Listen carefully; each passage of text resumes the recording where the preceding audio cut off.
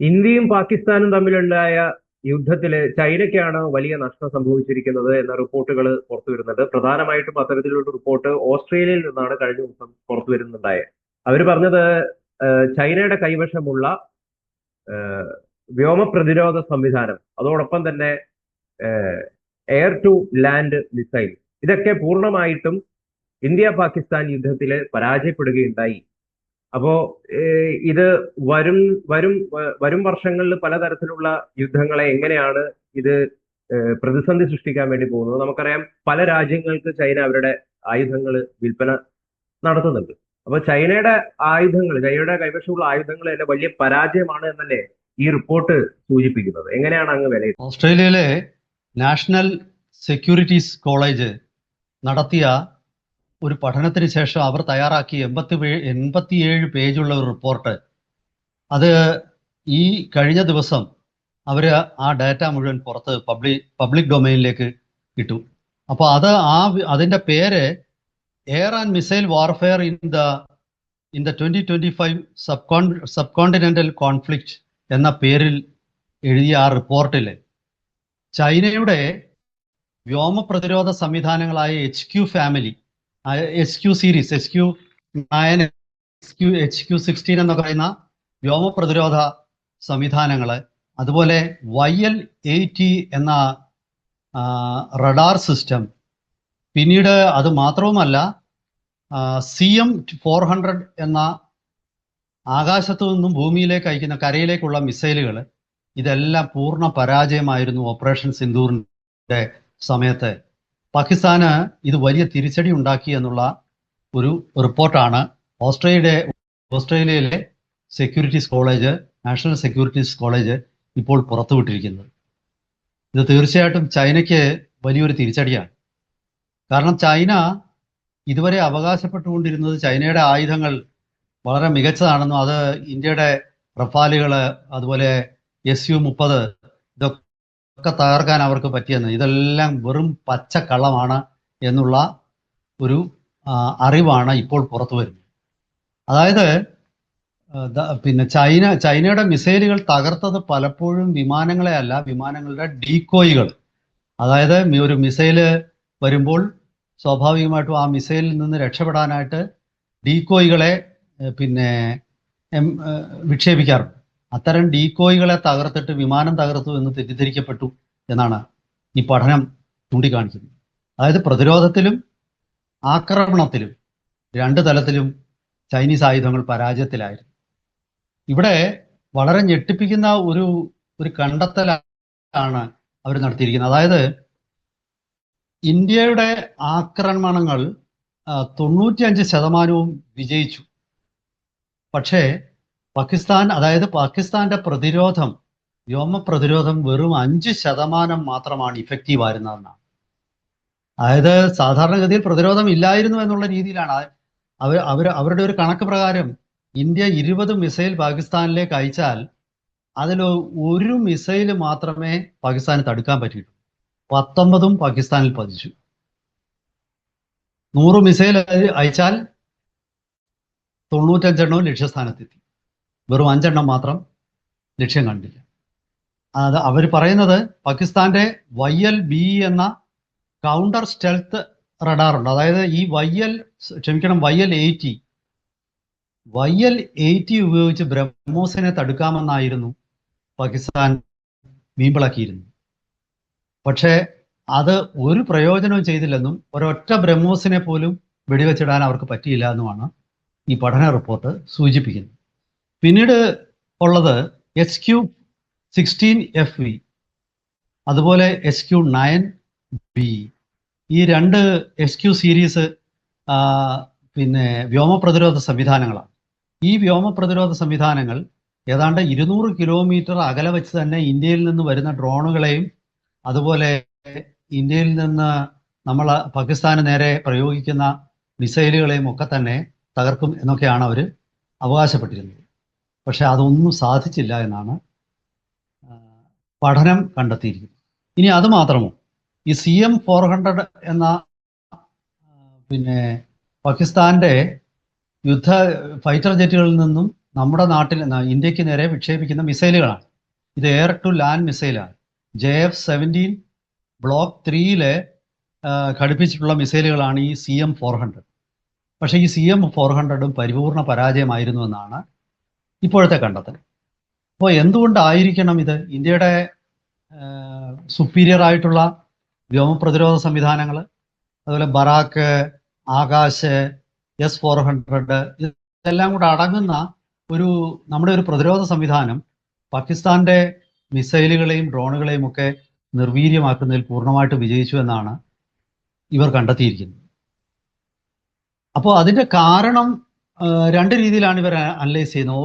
ഒരു കാരണം അവർ പറയുന്നത്, ഒരു പക്ഷേ ഇത് ഈ ആയുധങ്ങൾ ഉപയോഗിക്കുന്നതിലുള്ള ട്രെയിനിങ് വേണ്ട രീതിയിൽ പാകിസ്ഥാൻ സൈനികർക്കോ അതുപോലെ സാങ്കേതിക വിദഗ്ധർക്കോ കിട്ടിയിരുന്നില്ല, അല്ലെങ്കിൽ അവരുടെ അക്കാര്യത്തിൽ പരാജയപ്പെട്ടു. ആയുധങ്ങളുടെ മാത്രം കുഴപ്പമാവണമെന്നില്ല. അപ്പോൾ അത് ഒരു കാരണമായിരിക്കാം എന്നാണ് അവർ പറയുന്നത്.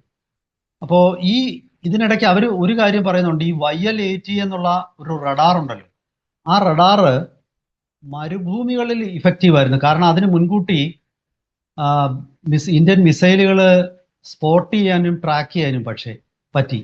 പക്ഷെ അത് ഡിസ്ട്രോയ് ചെയ്യേണ്ട മിസൈലിന് അത് ഡിസ്ട്രോയ് ചെയ്യാൻ പറ്റിയില്ല.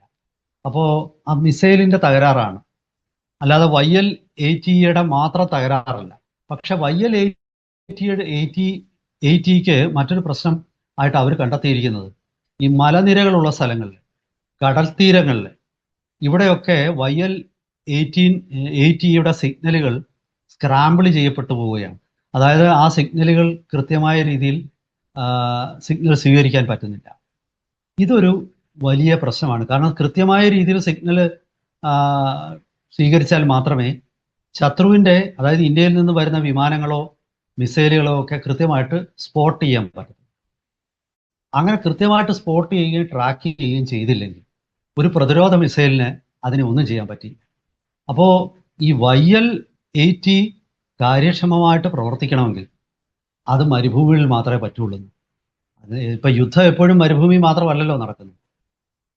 യുദ്ധം മലമടക്കുകളിൽ നടക്കാം, കടൽ തീരത്ത് നടക്കാം, ജലാശയങ്ങൾക്കരികെ നടക്കാം, നഗരങ്ങളിൽ നടക്കാം. അപ്പോൾ ഈ കെട്ടിടങ്ങളുടെ സാന്നിധ്യം, മലകളുടെ സാന്നിധ്യം, ജലത്തിന്റെ സാന്നിധ്യം ഒക്കെ തന്നെ സിഗ്നലുകളെ തെറ്റിക്കുന്ന, അല്ലെങ്കിൽ അത് അങ്ങനെ ഉണ്ടെങ്കിൽ പ്രവർത്തനക്ഷമം അല്ലാതാവുന്ന ഒരു റഡാർ എന്തിനാണ്? അത് ഗുരുതരമായ ചോദ്യമാണ്. അതിന് പാകിസ്ഥാന് മറുപടിയില്ല.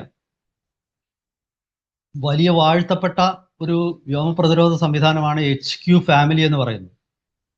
അതായത് ഇവിടെ ഞാൻ രണ്ട് തരത്തിലുള്ള റഡാർ, HQ ആന്റി മിസൈൽ സിസ്റ്റത്തിനെ കുറിച്ച് പറഞ്ഞു. HQ-16FE അതുപോലെ HQ-9BE. ഈ രണ്ട് സിസ്റ്റവും പരാജയപ്പെട്ടതാണ് പാകിസ്ഥാനെ വലിയ ബുദ്ധിമുട്ടുണ്ടാക്കിയത്. ഈ HQ-9BE അതുപോലെ HQ-16EFും സംരക്ഷണം കൊടുത്തിരുന്ന വ്യോമത്താവളങ്ങളായിട്ടുള്ള ജക്കോബാബാദ്, നൂർഖാൻ എയർബേസ്, ഇതെല്ലാം ഇന്ത്യ പരിപൂർണമായിട്ട് തകർത്ത് കളഞ്ഞു.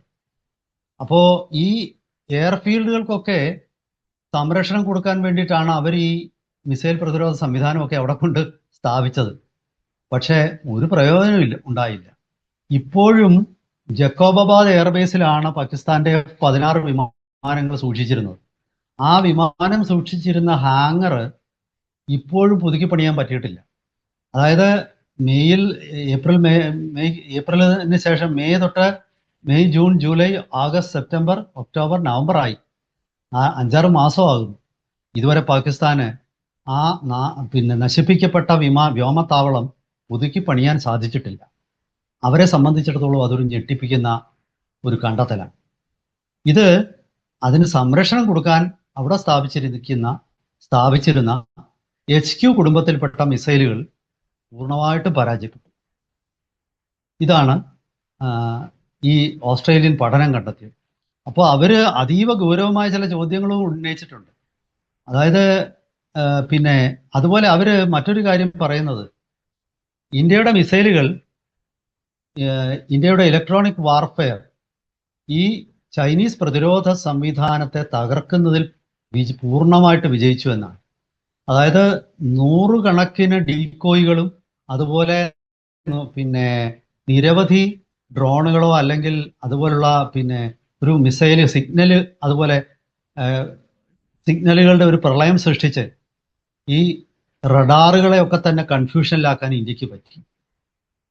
ഇന്ത്യയുടെ ലോങ് റേഞ്ച് ഇപ്പോൾ ഇസ്രായേലിൽ നിന്ന് നമ്മൾ വാങ്ങിച്ച ലോങ് റേഞ്ച് ഡ്രോണായിട്ടുള്ള സൂയിസൈഡ് ഡ്രോണായിട്ടുള്ള ഹാറൂപ്പ്, ആ ഹാറൂപ്പ് ഡ്രോണ് എല്ലാം വിജയകരമായിട്ട് അതിൻ്റെ ലക്ഷ്യസ്ഥാനങ്ങൾ എത്തിച്ചേർന്നു എന്നുള്ളതാണ്.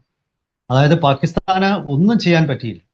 അപ്പോൾ പാകിസ്ഥാൻ പറയുന്നത് ഒന്നാമത്തെ വിഷയം ചൈനീസ് ആയുധങ്ങളുടെ ഒരു മേന്മക്കുറവാണ്.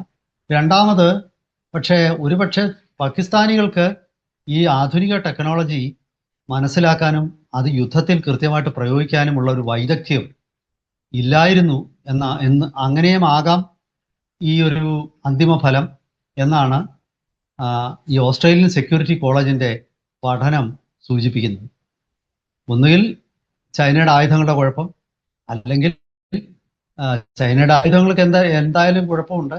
പക്ഷെ അത് പാകിസ്ഥാന്റെ പിന്നെ വിദഗ്ധരുടെയും അതായത് സൈനികരുടെയും ടെക്നീഷ്യന്മാരുടെയും അവരുടെ കഴിവുകേടും കൂടെ ആയപ്പോൾ ഊനിന്മേൽ കുരു എന്ന രീതിയിലാണ് കാര്യങ്ങൾ അവസാനിച്ചത്. ഇത് വളരെ ദയനീയമായ ഒരു യുദ്ധപരാജയമാണ് ഇപ്പോൾ പാകിസ്ഥാൻ ഉണ്ടായെന്നാണ് ഓസ്ട്രേലിയയിലെ പഠനം പുറത്തു കൊണ്ടുവരുന്നത്. അതായത് അവർ മറ്റൊരു കാര്യവും കൂടി പറയുന്നുണ്ട്. അതായത് ഭാവിയിൽ ഈ ചൈനയുടെ ഈ HQ-9 HQ ഫാമിലിയിലുള്ള മിസൈൽ ആന്റി മിസൈൽ സിസ്റ്റം അത് ഒബ്സലീറ്റ് ആയെന്നാണ് ഓസ്ട്രേലിയ പറയുന്നത്. അതായത് അത് കണ്ടച്ചയുടെ കാലം അതിക്രമിച്ചിരിക്കുന്നു, ഇനി ഇതുകൊണ്ട് പ്രയോജനമില്ല. അങ്ങനെയുള്ള വളരെ ഗുരുതരമായ കണ്ടെത്തലുകളാണ് ഓസ്ട്രേലിയയുടെ ഈ പഠനം പുറത്തു കൊണ്ടുവന്നിരിക്കുന്നത്. ചൈന ഇതെല്ലാം നിഷേധിക്കുന്നുണ്ട്. ചൈന പറയുന്നത് അവരുടെ ആയുധങ്ങൾ വിജയമായിരുന്നു എന്നൊക്കെയാണ്. പക്ഷെ അക്കമിട്ട് ഇപ്പൊ ഞാനിതിന്റെ ഒരു പൊതുവായ ഒരു സംക്ഷിപ്ത രൂപമാണ് പറഞ്ഞത്. ഈ 87 പേജുള്ള ഈ റിപ്പോർട്ട് റിലീസിൽ ചൈനയ്ക്ക് കാര്യമായിട്ട് ഇതിനെ പ്രതിരോധിക്കാൻ പറ്റിയിട്ടില്ല എന്നാണ് പ്രതിരോധ മേഖലയിലെ വിദഗ്ധരും പ്രസിദ്ധീകരണങ്ങളും ഒക്കെ പറയുന്നത്. വരും ദിവസങ്ങളിൽ ചൈന എന്താണ് ഇതിന് മറുപടി പറയുന്നത് എന്നുള്ളത് ശ്രദ്ധിക്കുന്നത് കൗതുകകരമായിരിക്കും. എന്തായാലും ഇത് വൻതോതിൽ വിദേശത്തേക്ക് ആയുധം കയറ്റുമതി ചെയ്യാനും അതുപോലെ തന്നെ പുതിയ ഈ ആയുധ കയറ്റുമതിയിലൂടെ കോടിക്കണക്കിന് വരുമാനമുണ്ടാക്കാനുമൊക്കെയുള്ള ചൈനയുടെ ഒരു ശ്രമം അത് തുടക്കത്തിൽ തന്നെ പാളിപ്പോയതായിട്ടാണ് ഇപ്പോൾ മനസ്സിലാവുന്നത്. വരും ദിവസങ്ങളിൽ കൂടുതൽ അപ്ഡേറ്റ്സ് വരികയാണെങ്കിൽ തീർച്ചയായിട്ടും നമുക്ക് നമ്മുടെ പ്രേക്ഷകരുടെ മുന്നിൽ അത് പങ്കുവയ്ക്കാം.